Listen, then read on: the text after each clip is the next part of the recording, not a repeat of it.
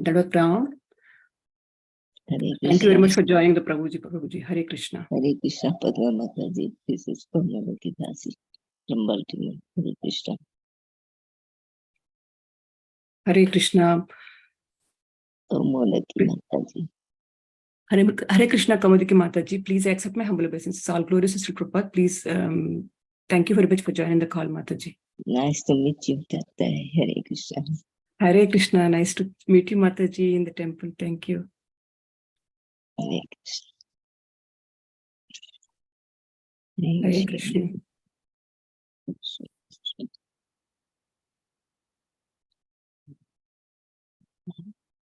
Vinita Mataji. Hare Krishna. Yes, Mataji, do you want me to take over? Can you take over, Mataji? I have to drop the kid. I think somebody who want to pick up did not. I think they left. Sorry, Mataji. Please. Oh, sure. I can take over. Hare Krishna. Is there anybody who would like to introduce themselves? Please go ahead. Hare Krishna, Vinita Gandharvika Mataji. Oh, Guru Srila Prabhupada and Guru Mataji. My humble obeisances to you and all the devotees.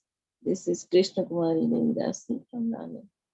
Hare Krishna, Krishna Kumari Mataji. Dandavat Pranam. All glories to Srila Prabhupada. Thank you so much, Mataji, for joining and giving your association. Welcome to the call. Hare Krishna, Vinita Gandharvika Mataji. Dandavat Pranam, Srila Prabhupada. Maharaj ki jai. This is Shyama Gauri Devdasi from Charlotte. Hare Krishna, Shyama Gauri Mataji. Dandavat Pranam. All glories to Srila Prabhupada. I hope you had a wonderful celebration in Charlotte. Yes, Mataji. Welcome to the call. I know you slept very, very late. Yes.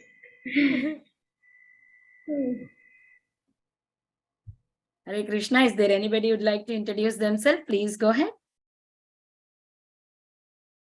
Hare Krishna, Vinita Gandharvika Mataji. Please accept my humble obeisances. All glories to Srila Prabhupada and all the assembled devotees. This is Indulekha Karna Devi Dasi from Lincoln, wishing everyone a very happy Srila Prabhupada appearance. Yes, Mataji.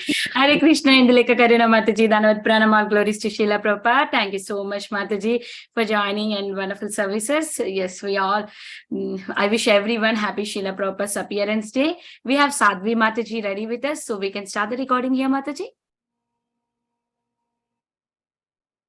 Hare Krishna, everyone. Once again, I wish everyone happy Srila Prabhupada's appearance day. We have Her Grace Sadhvi Mataji to glorify Srila Prabhupada's, our divine father Srila Prabhupada. Hare Krishna, Mataji. Thank you so much for joining and giving your association. We are really very grateful to hear from you, Srila Prabhupada's glories. I now hand over the call to you, Mataji, to hear Srila Prabhupada's glories. Hare Krishna. Okay, Hare Krishna, please accept my obeisances. Glories to Srila Prabhupada. Thank you for having me. I was meditating this morning about what I would say is that Srila Prabhupada changed our lives in such a wonderful way. You can hear Srila Prabhupada singing in the background. Is it interfering or no? Yes. It's okay? All right. Because it's okay. We want to hear that. Because that devotee that I take care of, we have that recording all night long and many times during the day also, because that helps, of course, Srila Prabhupada is always helping. So what I want to speak about is how Srila Prabhupada changed our lives and keep changing our lives. I'll just give you the example of this devotee that I take care of. I gave her some books about maybe 40 years ago or something like that. And then she joined in St. Louis, and she was cooking for the devotees, making garlands and like that. Then she went back to school, tried to get her PhD, but she didn't finish her PhD, but she was a professional devotee, she was engaged in a professional way. So she didn't have the time or the desire very much to read Srila Prabhupada's books. So even though she had gotten 2 initiations and all that, and she never had read Bhagavad Gita, never read Srimad Bhagavatam and like that. So Krishna and Srila Prabhupada made the arrangement. That was not my plan. They made the arrangement to give her another chance. She almost passed away, and she was in a nursing home and was going, very much down. And then my husband pulled her out of the nursing home, and one day he told me, if you don't take care of her, she'll die. So Krishna gave her another chance. Srila Prabhupada arranged that in this life now, she was about 70. I've been taking care of her for 11 years. So she was about 70. And she loves Abhay Charan, the Abhay Charan series done by Bhakti Chiru Maharaj. She listens to that every day for hours, for years. And the effect of that is that we have other people coming that are non-devotees to help her take a bath, take her walking, do her dishes and all that. And they know the story of Srila Prabhupada. And they are becoming attracted to Krishna, attracted to Srila Prabhupada. And that's very wonderful.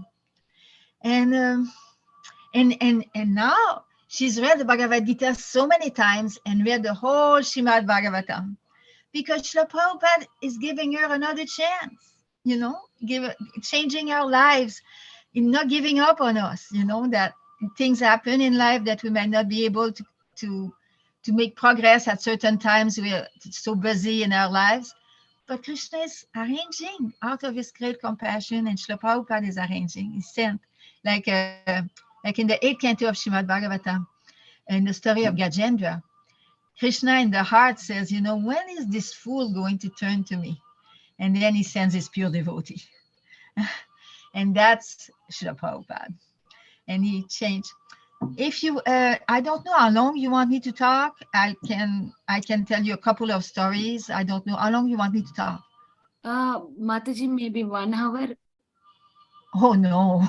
You can't do, okay, 30 minutes, maybe whatever time you would like to. Okay. You can say as So, many stories you would like to. It's been a long time since I gave class, because, you know, I used to give class because I used to live in the temple for many years, but now, you know, I've been becoming, but I kept on doing Sankirtan. I'll read you my offering to Srila Prabhupada, because I'm going to, let me go get it, and that will take some part of the time. Is that okay? Yes, Okay. yes, Mataji. Okay. And as far as association with Srila Prabhupada, the first time I saw Srila Prabhupada was 1975 in Mayapur, and then in Vrindavan. And at that time, I was just a little brahmacharini, you know, living in the temple, and nobody really. And there were so many sannyasis around Srila Prabhupada. So I couldn't come close, you know, of course. So I just prayed to Srila Prabhupada that I could somehow serve him, and he gave me service. But also his sister was there, Pishima. And every day I would put myself between the deities in Mayapur, Radha Madhava. At that time there was Radha Madhava and Lord Chaitanya Mahaprabhu. And then there was many devotees, then there was Pishima, and then I would put myself behind and I would just pray, please give me the service of Pishima, Srila Prabhupada's sister. And Krishna arranged, Srila Prabhupada arranged that one day I was taking prasadam, and I sat right next the servant of Pishima. And I said, I really want to serve Pishima. She said, oh, I'm a servant. I'll introduce you. So that was really nice. I just came to, she said that instead, we usually used to bathe in the Ganges at 4 o'clock. So instead, she told me, come at 4 o'clock. So I came, and I still remember Pishima came out of her room and she was brushing her hair. And that devotee, Pishima didn't speak English, and I didn't speak Hindi. But that devotee, she was from South Africa, and she spoke. So she said, this is Sadhvi, and she wants to serve you. And Pishima said, she said, you are my daughter, and I love you very much. And because you have come to me, you will be very blessed. So that was very nice. I still have her watch. And then she gave me some very simple service, you know, like I went to get her prasadam. At that time, the living quarters were quite far from the prasadam. So I went to get her prasadam. I went to clean her clothes. I was a walking stick in Mayapur. and when I was doing that, you know, she was teaching, even though she wasn't speaking English. she was speaking heart, you know. She knew the heart because she was pure devotee. So one day I was thinking, here I am. And by that time, I think I was in Vrindavan at that time, because Srila Prabhupada, in the beginning, we were in Mayapur. Then there was the big pandal in Hyderabad. And then we all went to Vrindavan. So in Vrindavan, I was thinking, here I am in Vrindavan helping the pure devotee to walk. As soon as I thought like that, she left my arm and took the wall. Because she was teaching, you know, hey, don't you get too proud, you know. And one day also, it was the opening of the Krishna Balaram Mandir. So there was, you know, in India, little boys, they just go through the crowd and push everybody and run, you know. So I was helping, you know, I was holding on to Pishima, and this little boy pushed her, and I got very upset, and I pushed the little boy back. And as soon as I did that, I didn't hurt him, I just pushed him back. But as soon as Pishima saw that, you know, whoa, this is an inhabitant of Vrindavan, she immediately left my arm. So, you know, she was teaching like that, you know, very kindly, and she was teaching that how to be a servant. And as far as Srila Prabhupada, well, I did get to chew on his toothbrush. You know, he had this neem toothbrush, and I was cleaning his quarters in India. So I got that. But mostly the service was through the book distribution. I've been doing Sankirtan for about 50 years. And I'm hoping, I'm turned 70 years old, my body turned 70 years old. I'm hoping to do 5 more years of Sankirtan. Because even though I take care of her, I still go on Sankirtan once a week, twice a week. But very soon, there is a wonderful devotee nursing home that's opening in America. It's the first nursing home in America for devotees. It has only 10 beds. And she'll be going, and I'll be going back out on Sankirtan. So here, I'll read my offering. And my dear most Srila Prabhupada, please accept my humble obeisances. Srila Prabhupada, when I think of all you have so kindly done for us and for this world, I feel so thankful, happy, and hopeful. Lately, I've been reading the Mukunda Mala Stotra, Prayers by King Kulashikar. It is so inspiring. In the introduction, it says that you translated and commented on the first 6 prayers, and then the rest of the work was delegated to your dear disciples Gopi Paranadhana Prabhu and Sasvarup Das Goswami. In a purport to the 46th verse, Sasvarup Maharaj wrote, I have to explain what he wrote like that. He said something very interesting. Like the head is very important in our life. You know, the head is the most important. And if you think about the head, it's got so many senses. It's got the eyes, it's got the nose, it's got the wonderful tongue, it's got the ears. So it's the center of all the senses. So what he says in the purport, he says the head is the center of all the senses. So we try to give it pleasure, like most conditioned souls try to give pleasure to the head, either by the eyes, either by the nose, by the tongue, we're always trying, you know. So he said, the head is the center of all the senses, so we try to give it pleasure in many ways, but usually not by the humble act recommended by King Kulashikar, which means bowing down that head before the Supreme Lord. When I first came to visit the Montreal temple and saw the devotees bowing down, I found it attractive and convincing. Before that, I had associated with some spiritual group in which the members kept their heads rather high, and I could not relate very well. So what a relief it was that you taught us by precept and example to give pleasure to Krishna in that simple way and feel happy. I also remember that you mercifully sent a very humble devotee to ask me, you know, when I was visiting the temple in Montreal for the first few times, one very nice devotee said, please do us a favor and stay for a week. That's the way they got me. After that, I never left. After that, I realized they were making me a favor. So on the first night, and I put in parentheses, we were 6 or 7 devotees in sleeping bags on the floor in a small room. And I was awakened by a devotee chanting japa softly around 2 a.m. What a delight. How easy and natural it was to remember Krishna. And that it was Krishna, and that is what King Kulashika prays for in another prayer, wherein he asks Krishna to nourish and maintain his personal relationship with him and protect him from the greatest calamity, forgetfulness of Krishna. That's the greatest calamity. So again and again, I would like to offer millions of thank you for having created facilities all over the world to help us remember, serve, and reawaken our love for Krishna. Your grateful servant, Sadhvi Dasi. You see, I'm a very simple devotee, so it's hard for me to speak for a long time. But Phalini Mataji was supposed to come and speak too. Yes, she yes, there? Mataji, we are waiting for her. I don't see her on the call yet.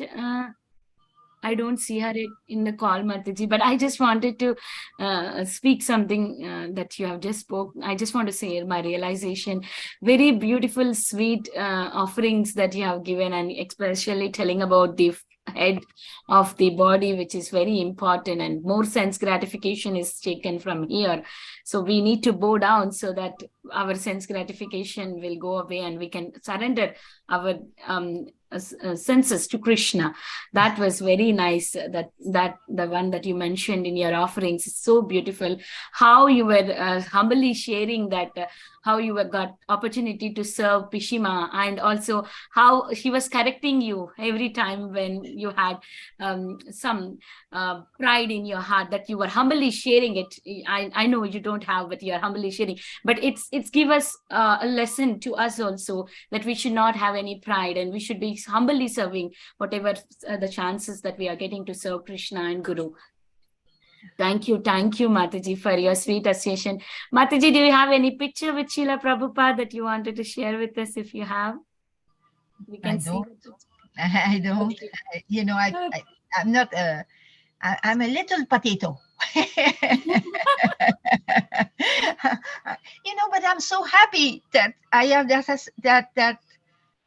It's so very few devotees had a personal association with Srila Prabhupada. And I'm so grateful that Srila Prabhupada accepted in my little tiny service, because, you know, in a way, I spoke to Bekrisha Maharaj, is in charge here, and I was telling him one day that actually, if I had a more close association, I probably would have made offenses, because I would have known how to. I didn't really understand anything. I joined the temple, frankly speaking, I did not know Krishna was God. And frankly speaking, I did not know. I spoke French. Most of the devotees spoke English.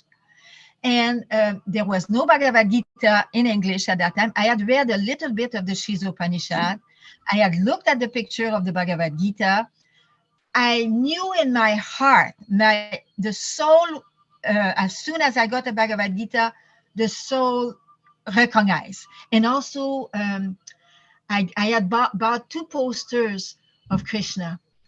And when I was putting them in my room at that time, I was not at the temple. When I was putting them in my room, I was crying and I was thinking, he exists. And I didn't know, like God exists, you know, because I had gone to college, and in philosophy courses, they try to convince you that God doesn't exist. So that done a number on me. And when I got those posters, it's like the soul got reawakened. You know, these beautiful paintings that the artist that Srila Prabhupada, you know, ordered to reveal Krishna. Those old paintings are wonderful. And so that's, you know, gradually I came to understand, you know. But Srila Prabhupada was so kind, patient, tolerant of our mistakes, of our lack of understanding, and you know, that's why he repeats himself a lot in the books. Basic things, because it takes us a while to understand. He knew we had the thick skull, but it works. You know, the process does work. The japa does work. The association of devotees is everything we have. And now he's giving us. He has empowered some devotees to do a nursing home Of course, there is some in India, but it's not easy for many devotees to just, for Indian devotees, that might be something. But for American devotees, it's not so easy to transfer to India in old age. I don't think she would be able to make the trip. So Krishna is arranging. Prabhupada is empowering, still guiding this movement, giving mercy at every step. And every day I go to the temple and I pray to Srila Prabhupada, please, somehow or other, let me assist you in your mission. And it's really funny because he really reciprocates with that prayer, because many times I turn around and there is a new guest or there is some service to do, and he reciprocates. We turn to him, we ask, please let me assist. I might be like the little squirrel, there's the Hanuman and there's the little squirrel and there's the little, what do you call it? Spider. Well, I'm more like the little spider. But Krishna, he sees like different, he sees, well, they're trying their best. It's all we can do. That's all we can do. Hare Krishna. So sweet, Mataji. Thank you so much. Even this age, you want to go out for Sankirtan and distribute the books, and you are saying you're squirrel. So what to speak about us, Mataji? You have given so much of service to Srila Prabhupada. Thank you so much, Mataji. So you are a great example for all of us to be taken, and how we have to practice our Krishna consciousness to be indebted to Srila Prabhupada in this mission. Thank you so much, Mataji, for your sweet glorification of Srila Prabhupada. I have a raised hand, Mataji. Some devotees wanted to speak to you. Is that okay? Sure. Yeah. Tifli Mataji, please go ahead, Mataji. Hare Krishna, Sadhvi Mataji. Please accept my humble obeisances. All glories to Srila Prabhupada. I just want to say thank you so very much for everything that you shared with us today. I'm sorry, I'm feeling emotional because everything you said was so inspiring, and your humility is such a beautiful example of how we should be as devotees. It's not about, being a big devotee. It's not about showing off what we can do. It's clearly about serving in every way that we can. And you have dedicated your entire life to serving Srila Prabhupada and his movement. And just seeing your joy, you're so joyful. And it just is so inspiring to me. We don't have to go out and do big things. All we have to do is simple service. And not that you've done simple service. I mean, Sankirtan is a huge service, and it's so beautiful. And now the story that you shared about the devotee that you're taking care of, that's also just so wonderful to know. It's just a reminder to all of us that Krishna is always here for us. Even if we were to stray away or something like that, he provides for us. He makes sure that we get what we need to bring us closer to him, no matter what stage of life we're in. So thank you so very much. I'm so grateful for your association this morning. And I also wanted to ask, where is the nursing home opening? Where will that be? Oh, it's in Tucson, Arizona. They just built it. It's not even open yet. It's new, and it has only 10 beds, which is manageable, Mm-hmm, mm-hmm. And they are so sincere, and the temple president there is very, very supportive of the project, and this is the first one, and it will be very, very helpful. They are talking, well, maybe if it fills up so quickly, maybe we'll try to open another one, but we have to first start a small project. I would like to share with you something else. I have I made balloon animals because I'm a little bit of a clown. And I made Lord Balaram in a balloon. You want to see him? Yes, you want to see him? Yes, I'll have to go get him. I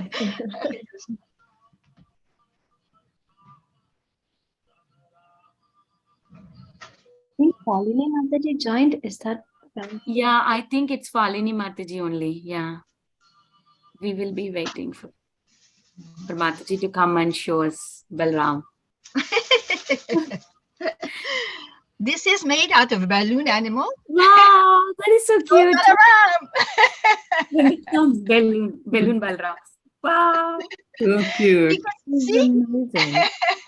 because Hare Krishna, because I used to Mataji, you travel. have to make so many Mataji so all our kids can play. I used to travel all over the world actually, and do balloons, like storytelling in balloons. I would make Krishna, and like this one, I did Balaram and Dinukasura. I would make donkeys, and I would tell the story of Krishna. I would make Krishna with a peacock feather and everything, and the dhoti, and I would put Krishna, Balaram, and the donkeys, and tell the children and sometimes the grown-ups the story. And they like it a lot, you know. We did it in Fiji, we did it in India, we did it all over America, really. And now I'm going back to that because I have the opportunity. So I'm quite happy about Mataji, that. Mataji, you took us to Vrindavan. Actually, though you are outside, but you are in Vrindavan mood and your heart is completely clean. You don't have that calm, krodh, molo, madhamasare because you made Balram. And Balram only removed all the 6 children they died, and Balram came and invited Krishna. So you are in that mood. You already got Balram. So all the 6 things gone and 6 opulence of Krishna has come. And you are going back to Goloka because you're Prabhupada disciple and you're so wonderful. You said small potato and all. You are very humble and very open at heart. So please give some blessings. All of us follow you and become Prabhupada's very clear, dear devotees. Thank you. Thank you, Vinita Mataji, for introducing to Sadhvi Mataji. Thank you, Sham Gauri Mataji. And thank you, Malini Mataji. I'm all your servant, all of you. Happy Janmashtami to everybody. Well, thank you for having me. Thank you for having me because this morning I woke up and I thought, oh, I have to chant good rounds this morning. I've got to Hare Krishna. Prabhupada.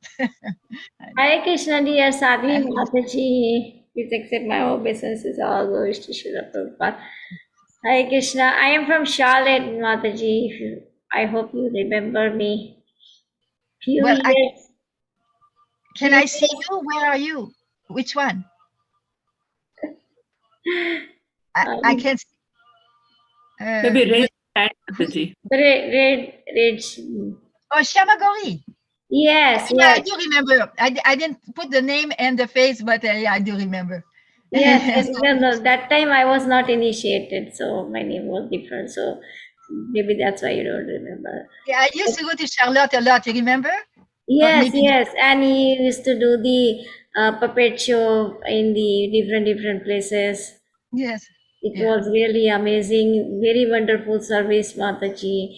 And now you are taking care of a devotee. That's why you cannot go anywhere. But otherwise, you used to travel a lot, with all your puppets and your balloons, and all the children will be around you. So nice.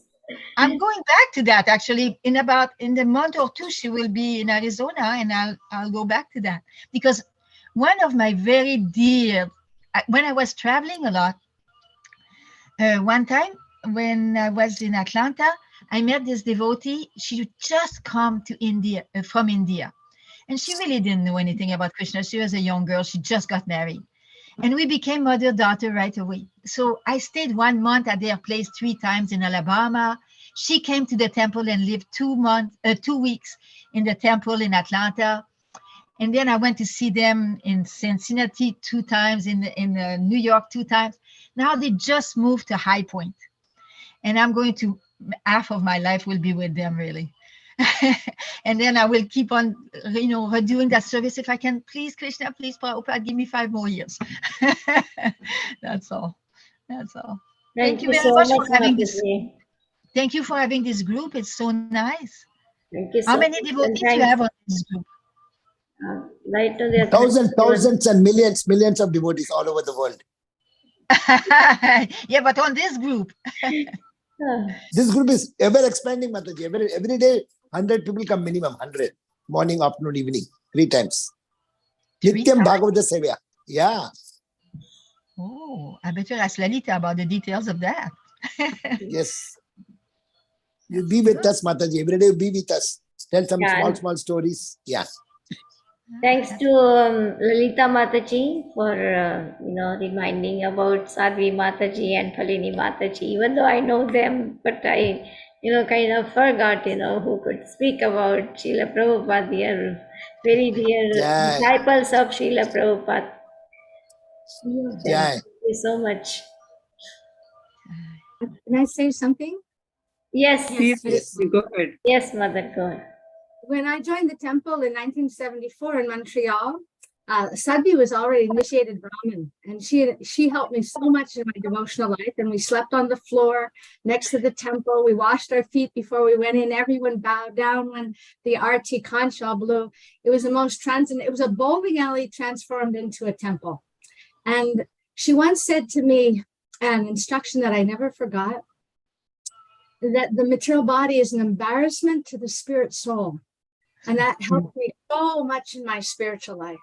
The association of the Vaishnavas and the Vaishnavis has been the greatest benediction for me. And I'm so thankful that Sadhvi, that you came today. And it's so wonderful to hear from you. Thank you. Hare Krishna. Thank you.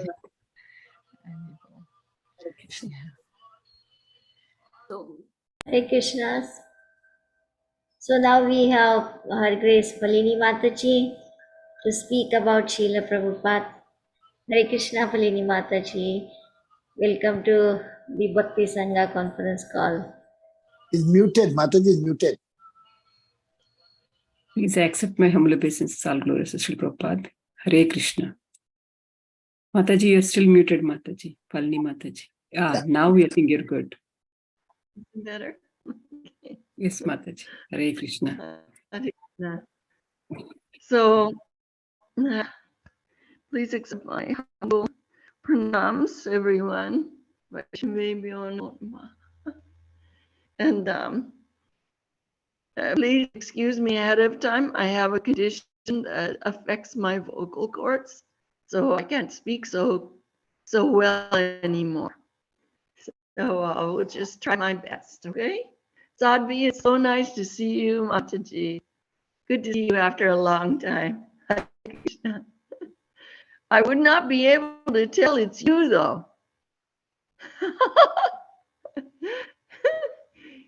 I can see you are Sadhvi, but I used to be able to pick you out of a crowd. Now it's a little different with your little cap on. I don't fully recognize you. So I'm happy to know that you're still with us and that you're going strong in Srila Prabhupada's service. Thank you so much. So I was with those fortunate, I guess you could say, fortunate devotees who didn't join until later. I joined ISKCON in November of 1973. So by that time, it was not customary for ladies to go for personal darshan. So I never got to go in Srila Prabhupada's garden when he was there. I joined in Los Angeles and never got to go for personal darshan or in a group darshan in his quarters. But I got to see Srila Prabhupada many times in the temple room. And I want to say, if I could go by a timeline, I would say the first time I saw Srila Prabhupada was when he walked into the old temple room in Los Angeles, which is now the museum. And I was at first surprised because I was expecting him to be a very big, tall man, because I had just read the teachings of Lord Chaitanya. And it was such a fantastic book that I expected the author to be just so huge. For some reason, I just had this expectation. childish expectation. But when I saw Srila Prabhupada was actually shorter than me physically, I was a little taken aback. But then I saw how he carried himself. He was majestic. He was magnificent. He was royalty. He was greater than royalty. I could see that he had a brightness, effulgence about him, and I was immediately attracted. I was magnetically drawn to him. And I noticed after I got up from paying obeisances that he was looking around the temple room at everyone, and he looked in everyone's eyes, and he also looked at individual devotees. There was one Mataji there who was kneeling down and looking up at Srila Prabhupada. And I knew her name was Jati Devi. So Srila Prabhupada looked at her and he said, "Is everything all right?" And she had been going through a lot of difficulty in her marriage. And when Srila Prabhupada said that to her in such a compassionate way, she immediately felt relief. And she said, "Yes, everything's okay." So Srila Prabhupada had that effect on us, that when he was present, we felt so delighted, so ecstatic, so happy we could not keep our bodies on the floor. We would start jumping and dancing so high and just screaming, Haribol Jai Srila Prabhupada, chanting the holy name. We were in ecstasy. So Srila Prabhupada was very powerful, very influential personality. And I remember when Srila Prabhupada came in that first time, he walked a little step further and he patted one little girl on the head. Her name was Ananga. And she is mentioned in the book by Mahamaya, which I just read for the first time, and I highly recommend it. It was the book called Srila Prabhupada is Coming. It is such a good book because it gives so many pastimes of Srila Prabhupada and so many interactions with Mahamaya. She was very fortunate to have so many personal dealings with Srila Prabhupada. So I was very happy to read that book, and I recommend it to all of you who haven't read it yet. So as Srila Prabhupada walked into that small temple room, which was crowded wall to wall with devotees, he walked up to Gornitai's altar. In those days, Gornitai were made of plaster of Paris, I think it was called. And they were breakable.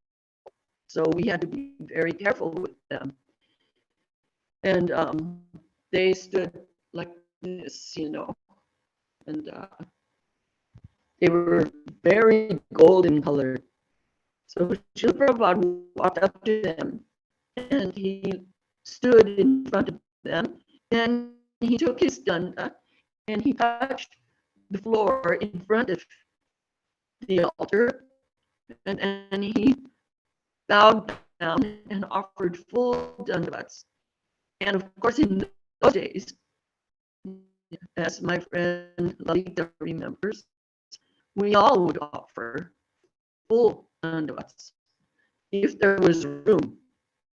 If there was no room, we would stretch down on our knees and elbows and offer obeisances like that. So Srila Prabhupada would touch the floor, then he would offer dandavats. Then he would stand up. And one thing I noticed was that Srila Prabhupada had his bead bag around his neck, and he did not try to keep his bead bag up off the floor. He would lie on top of his bead bag. So this is something that I took notice of. Then Srila Prabhupada would walk over to Sri Sri Rukmini Dwarkadish, and he would pray to them for a few moments, and then do the same thing, touch his danda on the floor, and then offer pranams. Then he would walk over to Jagannath, Baladev, and Subhadra, and do the same thing. Then he would walk slowly around and climb up on his Vyasasan. And one interesting thing that I would like to share with all of you is that even though I have a lot of personal association with Srila Prabhupada in close quarters, I have had many dreams of Srila Prabhupada.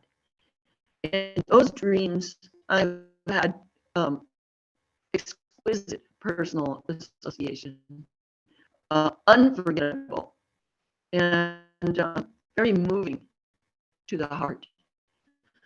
There was another devotee here in Prabhupada Village, North Carolina, who had a dream of Srila Prabhupada.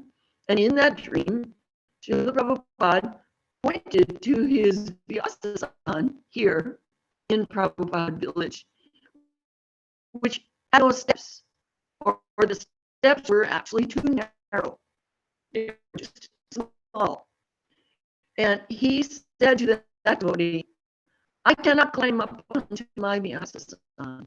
There are no steps. So after that, one devotee built some steps for Srila Prabhupada. So Srila Prabhupada climbed up the steps in Los Angeles. He sat down and he would pick up either his car dolls or his gong and a little stick. He used a wooden stick to hit his song. And he would start singing Jai Radha Madhava. And one devotee would start playing harmonium and play along with Srila Prabhupada's singing. And then Srila Prabhupada, after finishing that, he would say the Prema Jwani prayers. Jayom Vishnupad Paramahamsa Parivadikacharya Shri Shiman Srila Bhakti Siddhanta Saraswati Thakur Maharaj Prabhupada Ki Jai.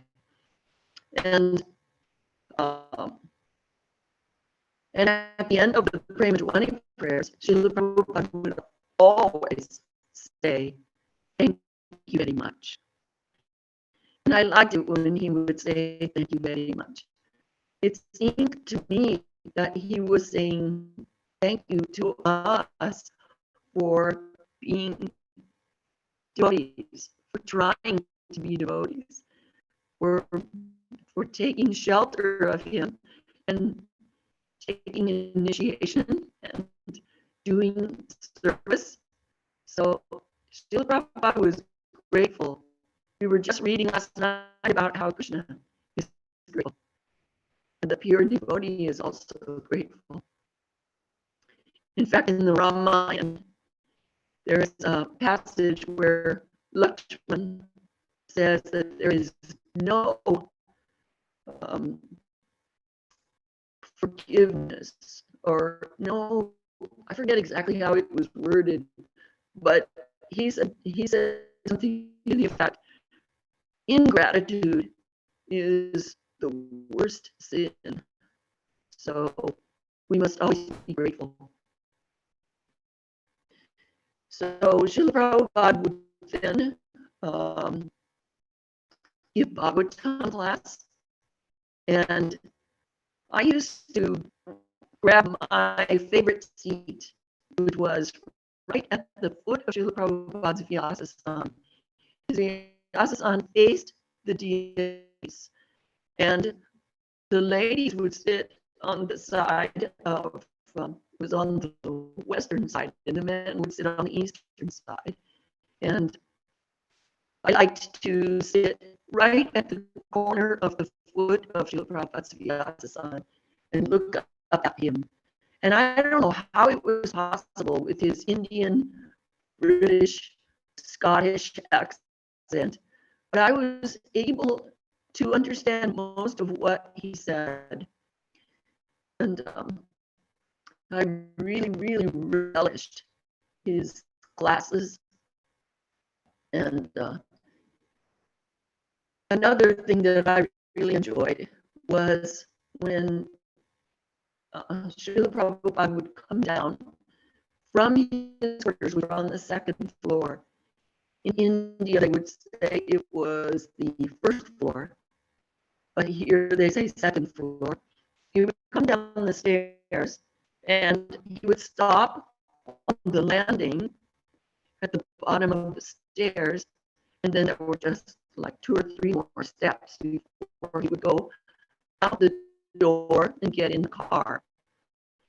Then outside that door were about 6 more steps, and he would climb down and then walk across the sidewalk and get into the car. So the devotees would be, some devotees would be waiting out there. Not all the devotees, but some devotees were especially attracted to this idea of greeting Srila Prabhupada when he came down. This happened before the greeting of the deities, before the Bhagavatam class, early in the morning, like when the sun first came up. Srila Prabhupada would go out for a morning walk, sometimes to Venice Beach, sometimes to Shady Hills Park. There were different places that he liked to walk. So when Prabhupada would come out of that door and down those steps, we'd all offer our obeisances. And I found out later, much later, that my husband was one of those devotees who used to come. And I used to go there too. But we didn't know each other at that time. It was a very, very sweet experience to see Srila Prabhupada up so close. And then when he would climb in the car, he would look at all of us and offer pranams to all of us. And then, of course, we would return the pranams. So those were very sweet times. And I remember when Prabhupada first came to New Dwarka on November 29th, 1973. That was only 11 days after I came to join the temple. So it was right after I came, Srila Prabhupada came. So I was very, very fortunate. And I remember we were gathered outside in front of the temple. For some reason, we were gathered outside in front. And one devotee came up to me. He was holding a dish. And inside the dish were a lot of little beads. It looked to me like wooden beads. And I wasn't yet familiar with Tulsi. So, and also I saw some little red beads. And I wasn't familiar with those, but they were rubies. So he said, Mataji, could you string Srila Prabhupada's neck beads? And I didn't even know what neck beads were. I had no idea how to do such a thing. But I found out much later, many years later, that he approached my future husband, who at that time was called Haas. And he asked Haas, would you be willing to restring Srila Prabhupada's neck beads? They just broke. And you have to incorporate the rubies in at regular intervals. And it turns out that my husband took on that service. I am so amazed. And yet I'm not amazed because he was a jeweler. He was a jewelry maker. high trade. So he was very familiar with such things, and he felt confident enough to do that service. So he was very lucky to get to restring Srila Prabhupada's neck beads when he was had first come in contact with Krishna consciousness. So let's see. I was thinking of doing a combination of my memories of Srila Prabhupada and my husband's memories of Srila Prabhupada.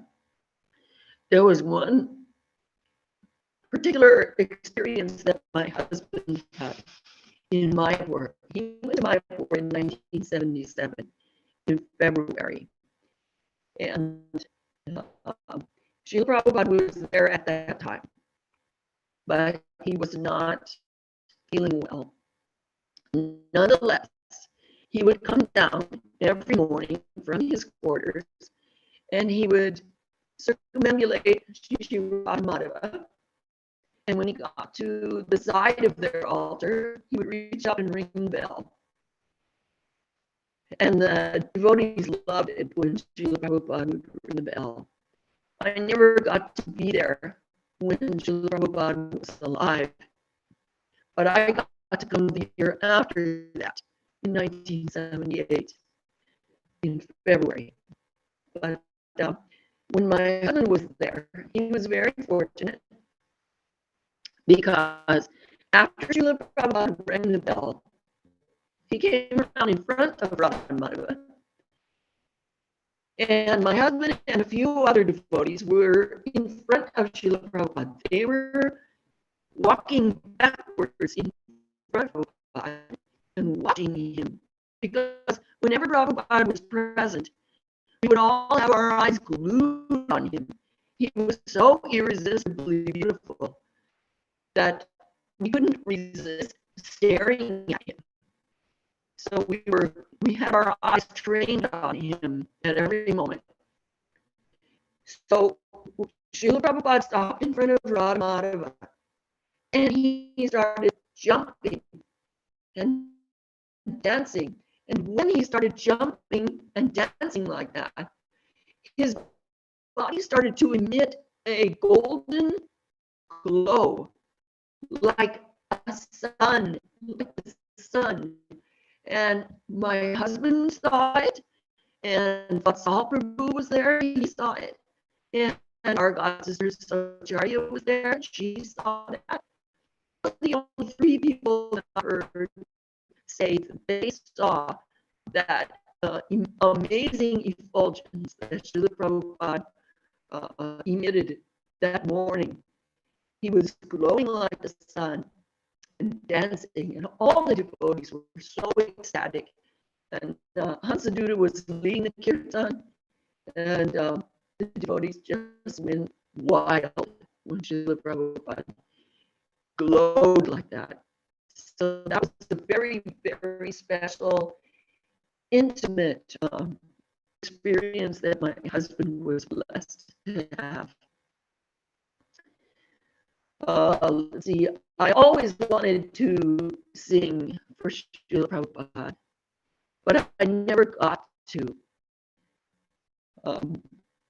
But when I went to Mayapur in 1978, Pishima was there.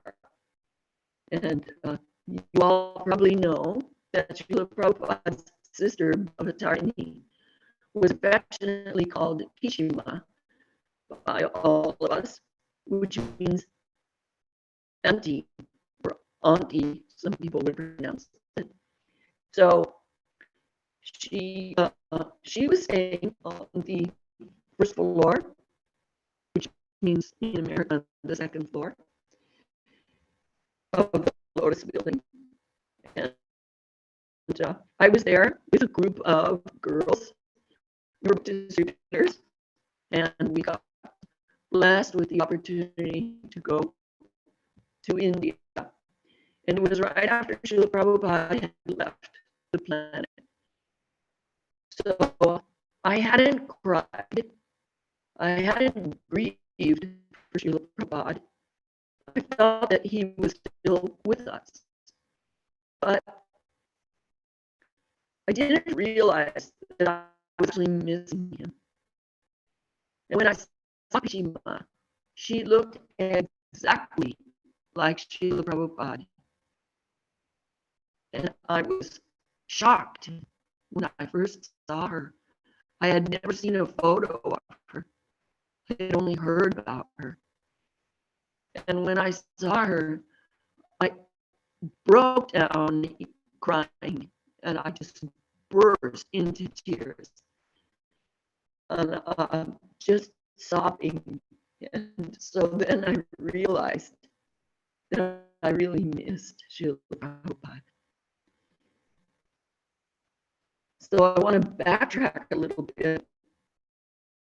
And when we got the word that Srila Prabhupada was very, very sick, and that he had given us a prayer that we could pray, he also gave us permission to perform 24-hour kirtan, Sankirtan.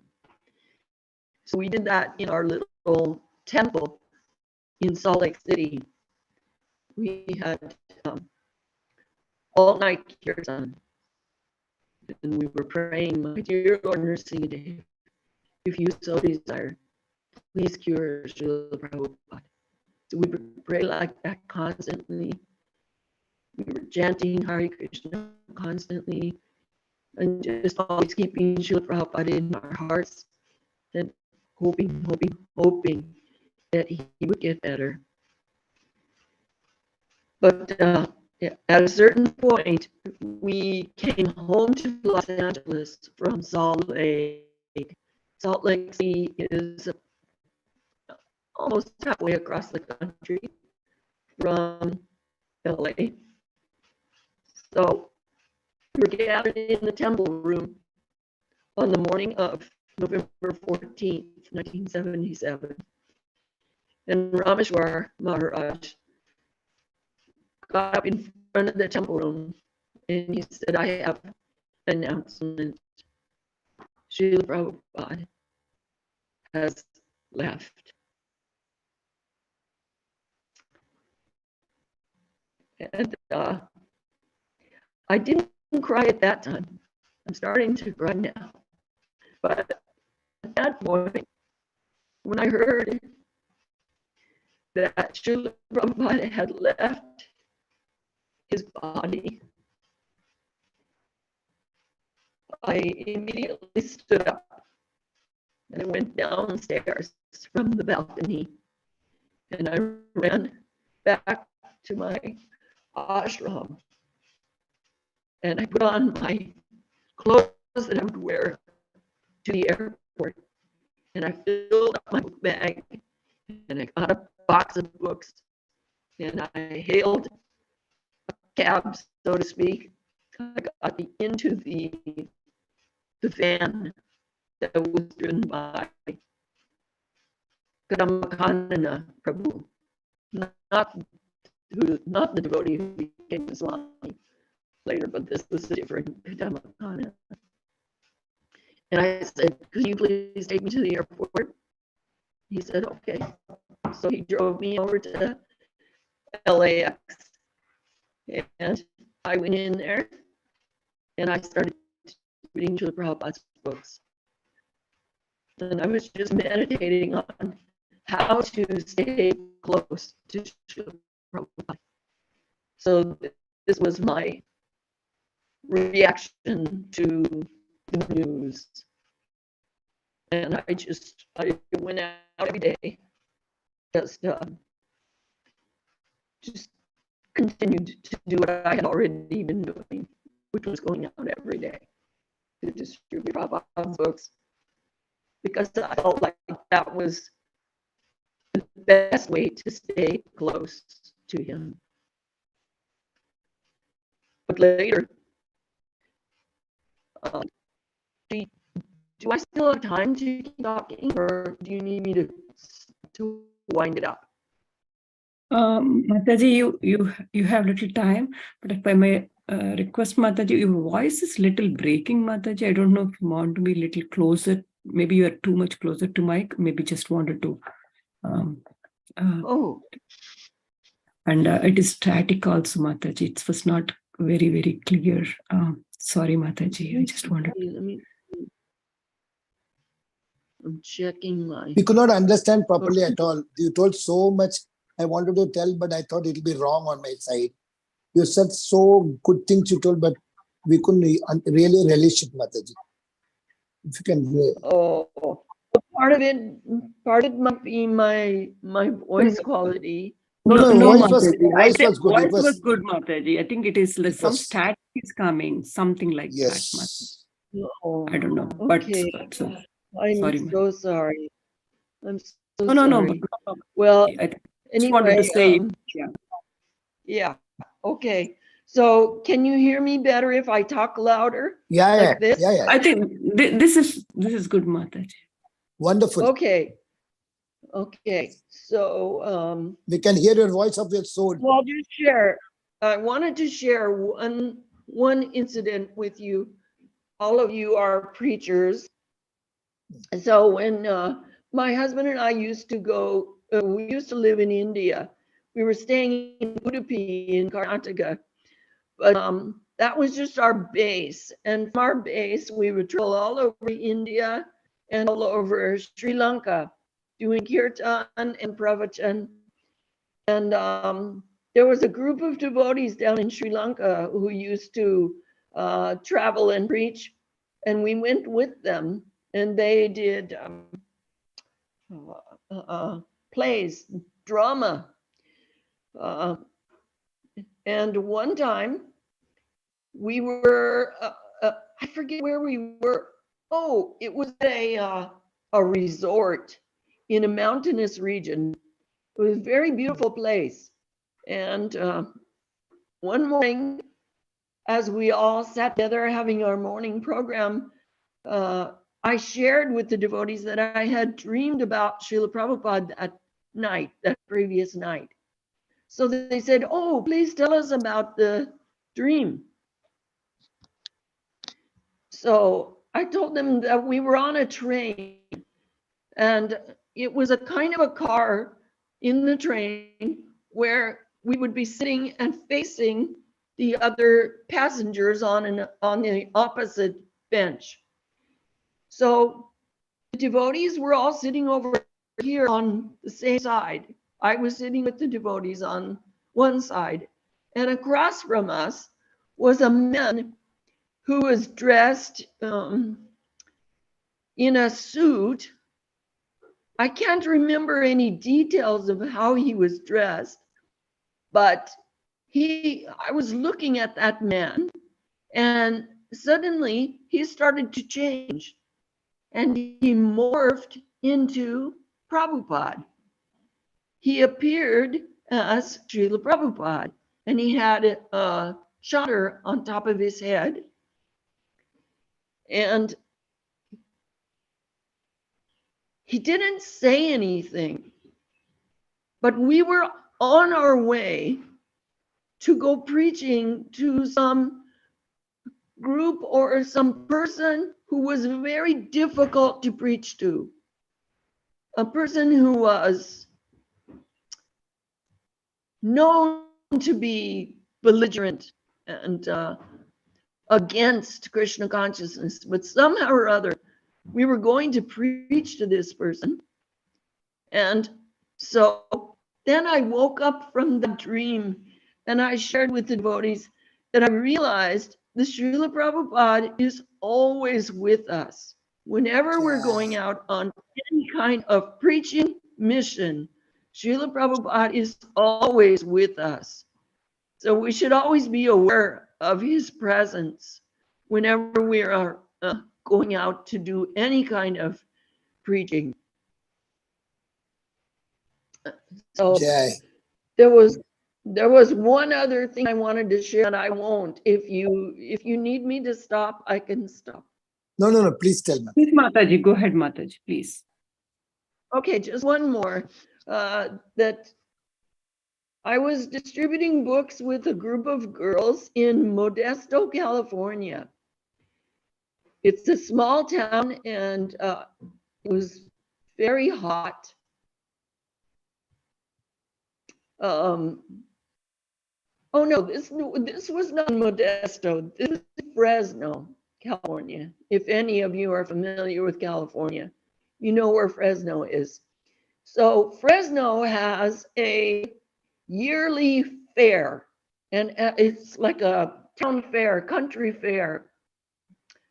And all kinds of people come to this fair, and they shop for different items, and they have many concession booths. So we would we would go there and distribute books. We would sneak in. We were very bold, and I don't know how we did the kinds of things that we did, but we did them. So anyway, one day our team leader had to go. She had to leave for some medical reason. So she asked me to be in charge of the girls for a few days while she went to the doctor. So I took charge, and I said, okay, girls, we're going to distribute more books today than we've ever distributed before. So we took our boxes of books and we hid them in different places. And we started distributing books so fast and so enthusiastically that we did more than we had ever done before. Yes. Everyone tried so hard. But the sun was very hot that day, and we all suffered. But I especially got heat stroke, and I couldn't walk. So the girls had to help me.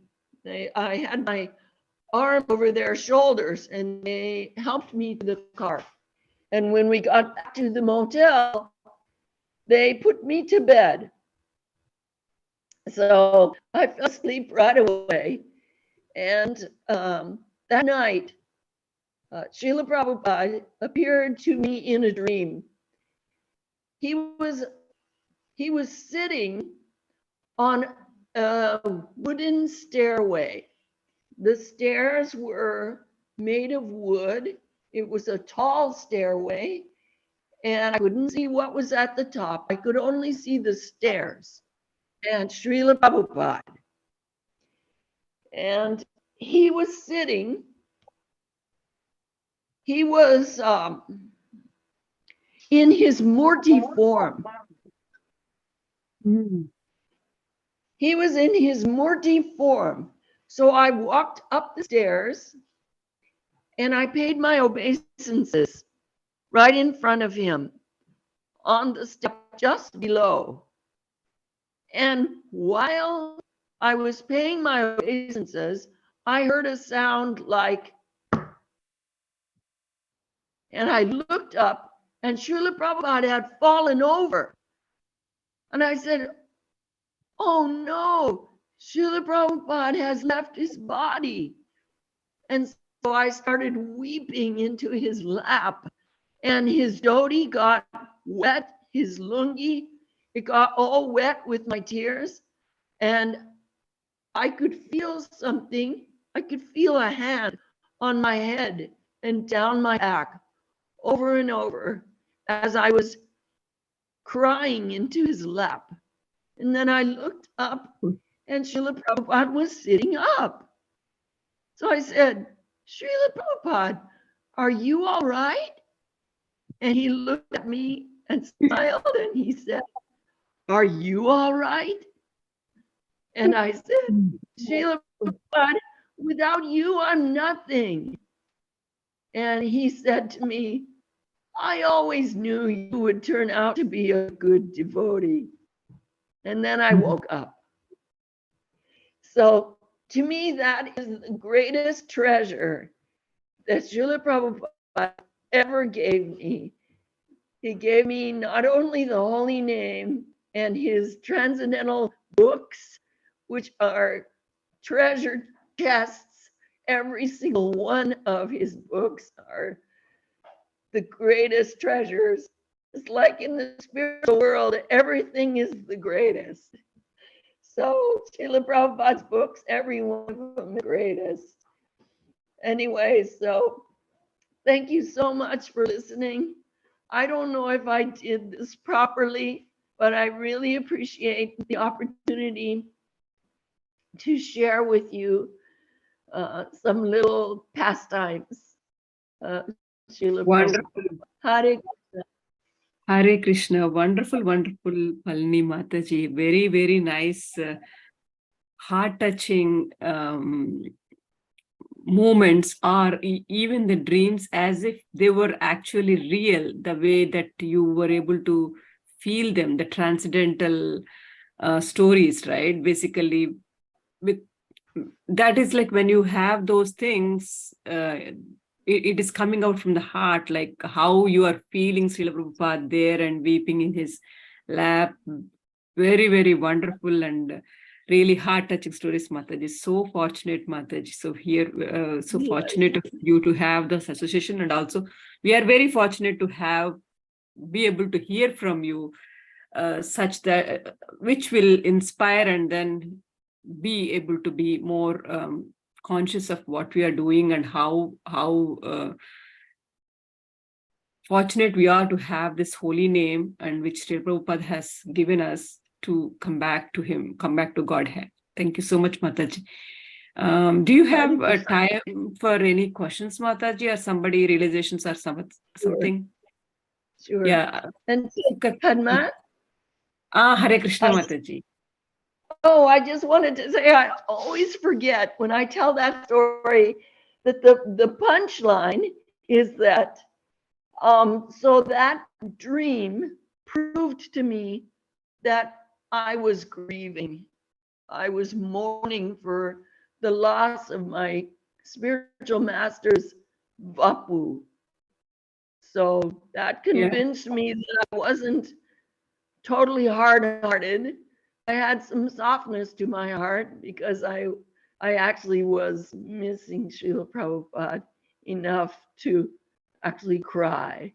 So wonderful, Mataji. I think only, really, really, Mataji. So I think when we miss, I think that's how they come into dream, because that is what we've been thinking about. So that is how it comes as a dream and then console. Yeah, it happened. Thank you so much, Mataji. Wonderful sharings, wonderful memories and things you have. So fortunate, Mataji. Hare Krishna, Mataji. Sukakar Krishna Prabhu has some question here. I see him hand raised. Prabhu, you can go ahead and unmute yourself and talk, Prabhu. We cannot hear you, Prabhu, if you are talking, because your phone is muted. Let me see if I have to do anything.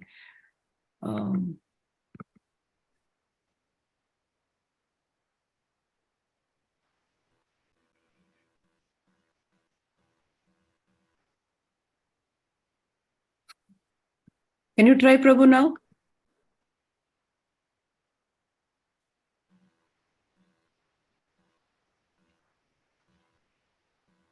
Were you able to unmute, Prabhu? I think, yeah. Yeah, Hare Krishna. Malini Mataji, it's so nice to see you. We only see the Leela Mrital, Malini Mataji and your husband we see on the pages, but when we see you, we feel that we are touched Prabhupada through you. So wonderful, Mataji. Mataji, can you just tell one tips you are with Prabhupada, how your chanting improved through Prabhupada? Can you just give how we can get absorbed chanting, how we can hear the chanting, how we can attentively chant? He always says, just chant. Somebody asked, my mind is not working. Just chant. He tells like that. So can you just tell something on the chanting? Because that will help all of us. If we chant, then we can really go back to God. But somehow something is stopping, the mind is not allowing, not able to attentively hear, apparats coming. Just give one nice advice on that, Mataji. Please, we beg you. Well, one good piece of advice that I've heard Srila Prabhupada say is just try to hear. And I find that to be very helpful. Just focusing on the sound of the holy name. When we try to just hear the holy name, that is a demonstration of our faith that actually the holy name is Krishna himself. It is Srimati Radharani. It is Lord Ram. And when we associate with the Lord in his name, we are personally associating with him. Besides the instruction to just try to hear, it's also, I find it helpful to pray to Srila Prabhupada. Can you hear me? Yes, we can hear you. very well, Mataji. Yeah. Very. Okay. I find it helpful to pray to Srila Prabhupada. Please help me. Please help me to chant and hear the way you want me to chant and hear. And I also like to pray to Srimati Radharani to please help me focus on the lotus feet of the holy name. There are so many meditations, but ultimately, when we hear the holy name, when the holy name enters our ears and dances in the courtyard of our heart, that is so, that is so exquisite.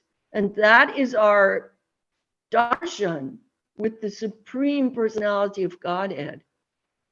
To get that experience of tasting the sweetness.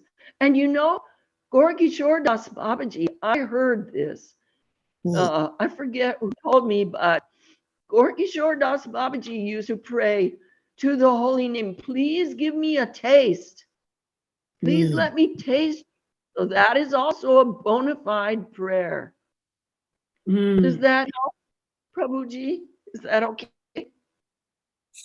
Sure, Mataji. Yes, it does. It does. Mataji, but one thing is when we are chanting, we have got so many other things coming in the mind, we are not able to attentively chant, so much of disturbance, what is to be done, the next thing, so many priorities are coming. But I find hearing Bhagavatam is more relishing than hearing chanting. Why? When I'm hearing your Bhagavad Katha, Prabhupada Lila Marta, I like hearing CD, video of Prabhupada, reading books.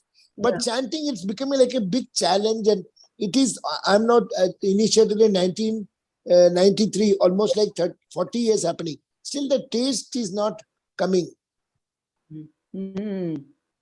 Yeah. So when the minds are still like that, it's a test. Maya is testing us, how determined we are going to be.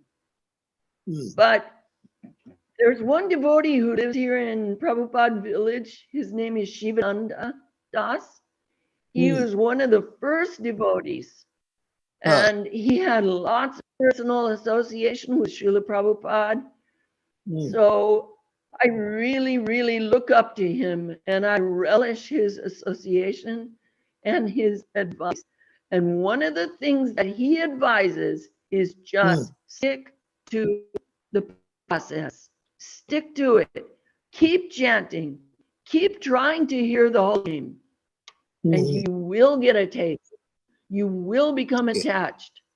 But think of this, Sukhakar Krishna Das Prabhu, that you are trying to achieve the greatest thing that a soul can achieve.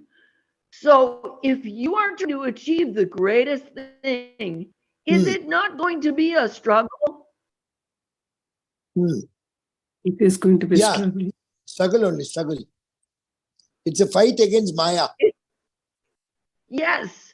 Prabhupada said, as soon as you come to Krishna consciousness, you are declaring war on Maya.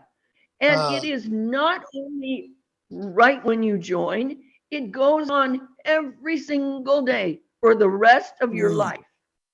Okay? So we Ah. are warriors. We Okay. are fighters, and we have to Hmm. keep up the fight. Don't drop your bow. Okay. Keep your bow Thank, in your thank, hand and be ready. thank you so much, Malini Mataji. Please bless all of us. You are like our mother. So please bless us that we get taste in chant. And we want to go back home, back to Goddess in this life. Please pray for us, Mataji. No more coming back to the miserable material world. Okay, I am trying also to leave this material world and return to the spiritual world. But Mataji, your ticket is first of all, I guaranteed. want You are Prabhupada disciple, so your ticket is guaranteed. Your visa is already done, and you are a pure Well, devotee. No, I am not a pure devotee, but I'm working on it. So thank you for being sincere, for being serious, and for sticking to the process. We all give each other strength. Please Hare keep all Krishna. of us in your prayers, Mataji. Whole Bhakti Sangha, Hare Krishna. we want your blessing. Please, Mataji. We really love you, our mother. Thank you, Mataji. Hare Krishna. More Thank grace. you. Thank you so Malini much. Mataji ki jai ho. So Phalini nice. Mataji. Mataji, there are some comments. Beautiful class with profound realizations. Thank you so much, Mataji. Priti Vilasni Mataji is saying so, and even Jyoti Mataji. And any other questions? I see there is one more new message. Eternally grateful for your association, Jyoti Mataji is just saying. Well, Sadhvi Mataji was so wonderful. Yeah. Both of them are really great. I'm sorry So- I missed your talk, Sadhvi. I'm so unfortunate. Hare Krishna. Mataji, you're Krishna not. just saved you. Krishna just saved you, that's all. I'm clicking on the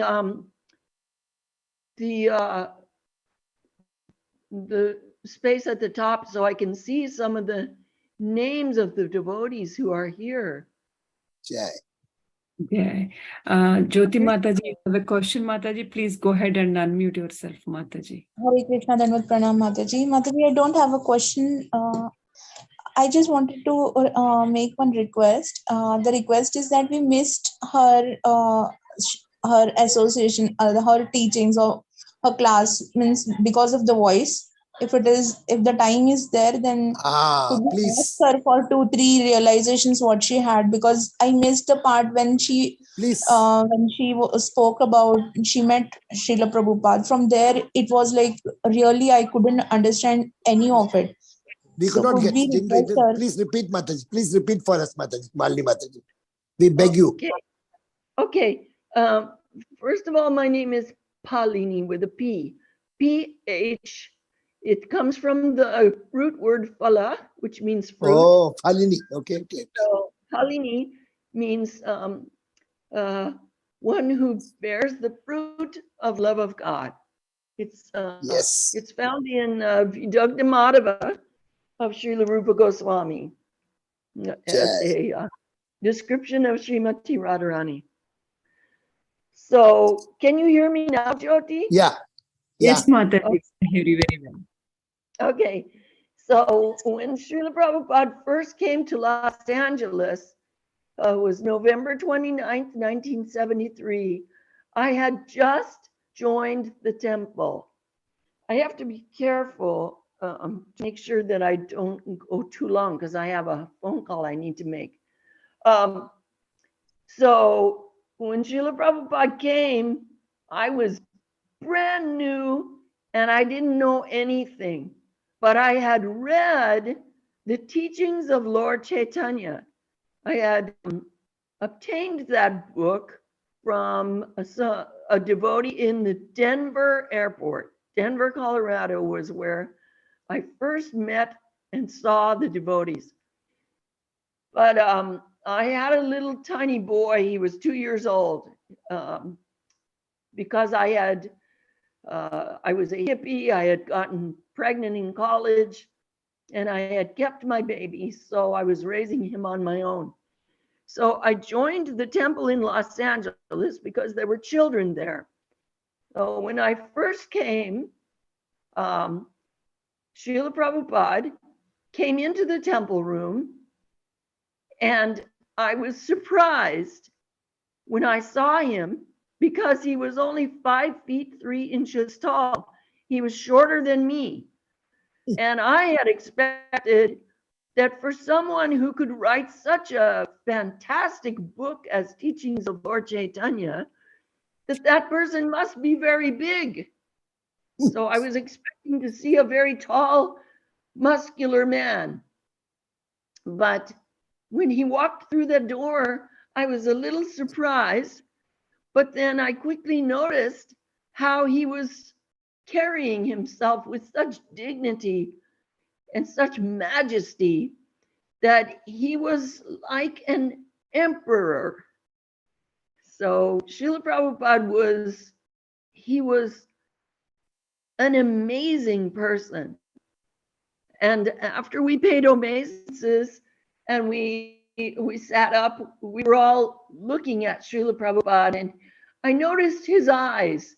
His eyes were the most noticeable thing about him for me, because they were so beautiful. They were wet and deep, and I never saw tears coming down, but his eyes looked always as if he were going to cry.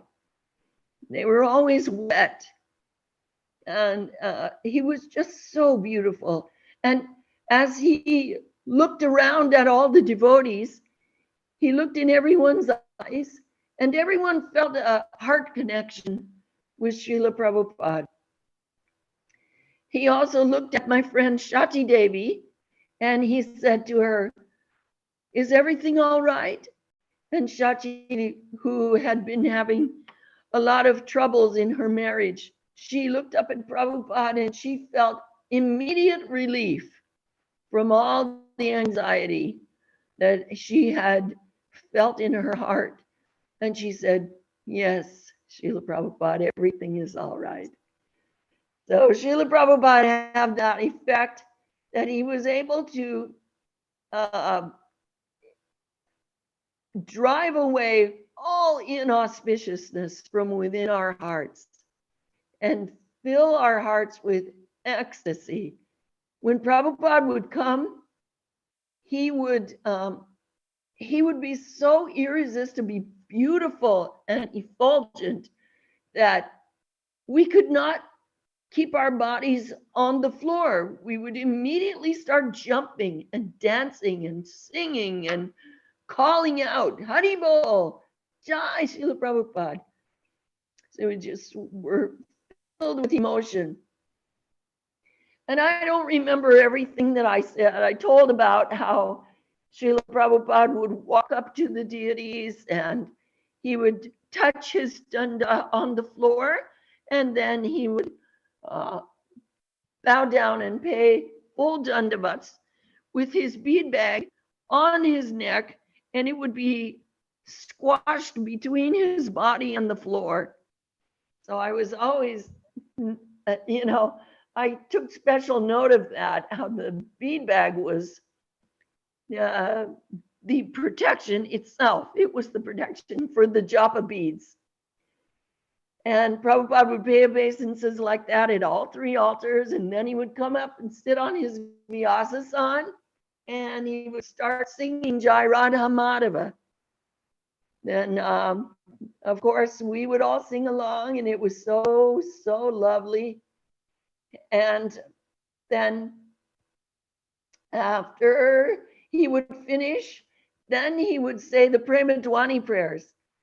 Jai Om Vishnupada Paramahansa Pariradhikacharya Stottara Satashi Shrimad Srila Bhakti Siddhanta Saraswati Thakur Maharaj Prabhupada Ki Jai.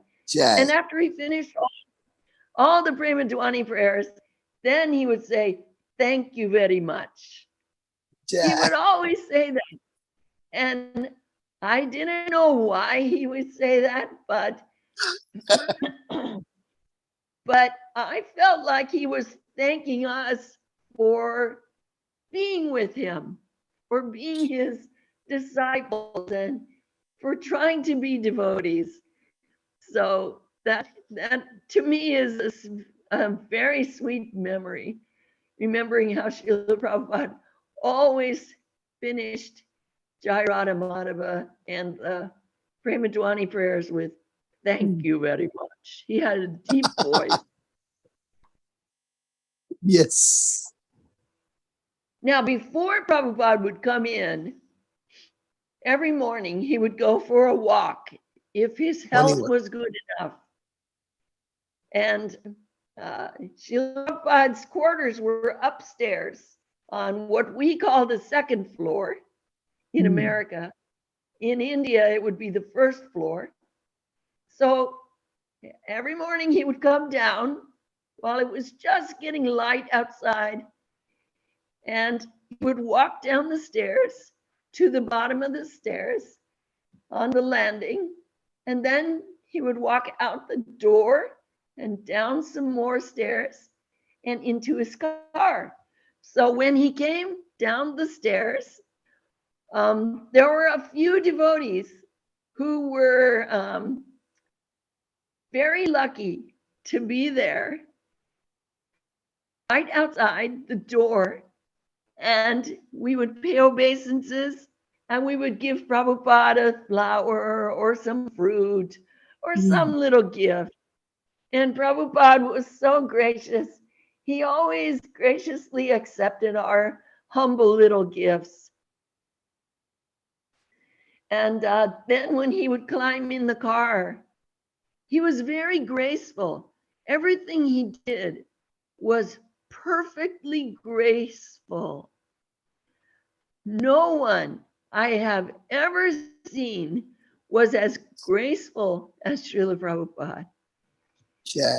He was like a dancer. He was so graceful.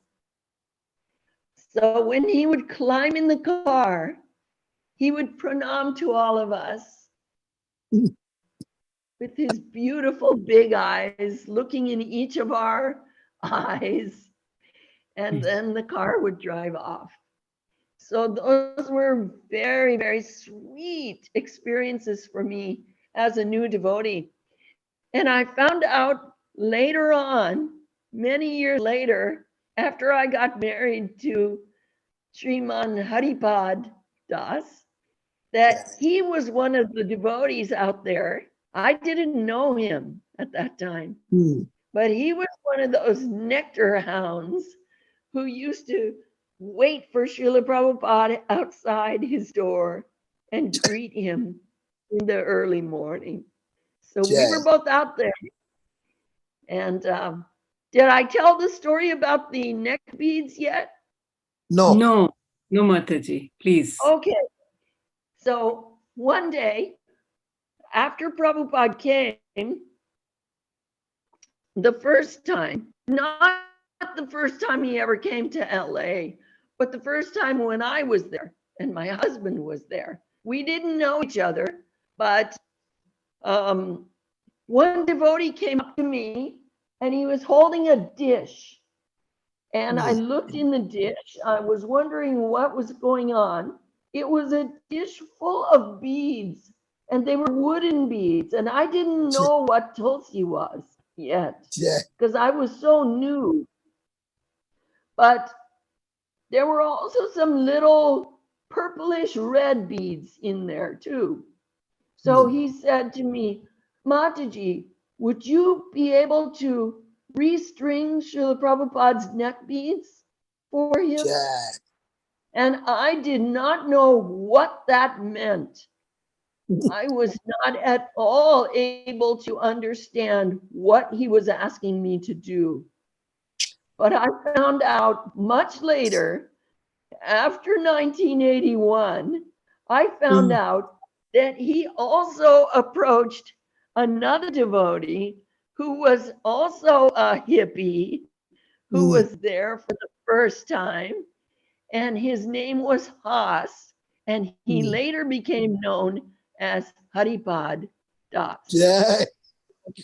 He approached this devotee, he approached this hippie, and he said, would you be willing to restring Srila Prabhupada's neck beads? And that guy took on the challenge because he was a jeweler by trade. Jai. He used to make jewelry for celebrities. He had he had his own business. He was only 23 years old. He had his own business. He owned his own home. And so when he saw that, it was not a problem for him. He took those beads and he strung those beads together so nicely and returned them. And so he got that special privilege of restringing Srila Prabhupada's neck beads with rubies. Very bold. Super, Mataji. So let's see. Wonderful. Did I tell you? Did you hear? Should I keep going or what? Yes, please. One more. Okay, one more. All right. Yeah. Did Jyoti, did you hear the story about Srila Prabhupada in Mayapur in 1977? No. No. Okay. So my husband got to go to Mayapur in February of 1977, and Srila Prabhupada was there. So Prabhupada was not feeling so well, but he was still able to come down and give class. And one morning, he was used to coming down for Darshanarti. So Prabhupada was there, and he would circumambulate Radha Madhava. And when he got around to the to Radharani's side of the altar, he would ring the bell. And then he came this one morning, he came out in front of Radha Madhava and he stopped. And he started dancing with his arms raised. And my husband and a few other devotees were standing in front of Prabhupada as he was walking. They were walking backwards behind, in front of Prabhupada. And so because they were in front of him, so they were in front of him when he started dancing. They were like to the left. And all the other devotees were coming around and they saw Prabhupada dancing and everyone started screaming and jumping. And my husband said that Prabhupada started to emit a golden effulgence like a sun, like a shining sun. And we don't know how many devotees saw that, but we do know 3 devotees who saw that. My husband saw it, and Vatsal Prabhu saw it, and also Mother Socharya saw it. So they saw Srila Prabhupada emitting a golden sunshine effulgence out in front of Radha Madhava. So he used to tell that story before he passed away. He used to tell that story anytime anybody wanted to know about his experiences with Srila Prabhupada. He would always tell about that. So, okay, so that was some of the stuff I told before when the sound was not working. Yeah, Sorry thank about you. that. Thank you so much, Mataji. So wonderful memories and so nice reflections of those. Thank you so much, Mataji. I think I know we went so much over time also. Thank you so much. Please accept my humble obeisance. All glories to Srila Prabhupada. We are so grateful to have your association, Mataji. We would like you to come back again and nectarian reflections, please share with us, Mataji. I think with your permission, I would like to close the call and pay our obeisances. Vancha kalpatarubhyascha Vyasya kripa kripasindhubhyeva sindhubhyeva cha patitanam patitanam pavanebhyo pavanebhyo vaishnavebhyo namo vaishnavebhyo namaha. namo namaha. Anantakoti Vaishnav Prabhupada ki jai. Jai. His Her Grace Phalini Phalini Jai. Devi Das Mataji ki jai. And Jai. Her Grace Sadhvi Mataji ki jai. Jai. Hari Bol. Jai Srila Prabhupada. Hari Bol. Thank you so much to all of you. Gauranga. Gauranga. All glories to Assembly.